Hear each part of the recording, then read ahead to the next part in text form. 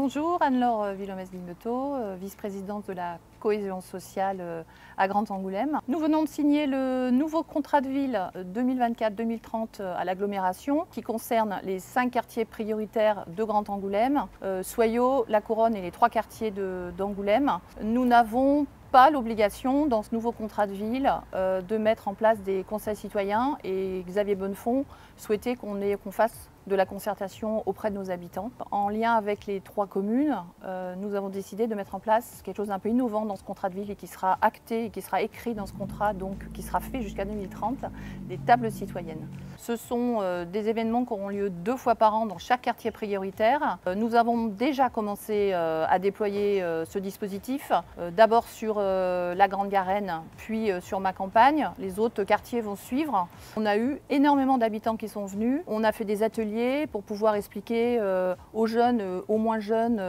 pourquoi il fallait trier et où allait ce tri, à quoi ça servait et comment ça pouvait être réutilisé ou pas d'ailleurs. Et puis après, on a terminé par un moment de convivialité autour d'un repas partagé. Et là, on a pu effectivement aller échanger sur d'autres sujets avec les habitants, des sujets qui touchent leur quartier, voir avec eux si effectivement il y avait un autre thème qu'ils aimeraient aborder l'année prochaine. On a pu avoir accès à leurs difficultés, même si la plupart on les connaît, mais en tout cas plus précises et des informations souvent qu'ils ne savent pas et dont on a la réponse.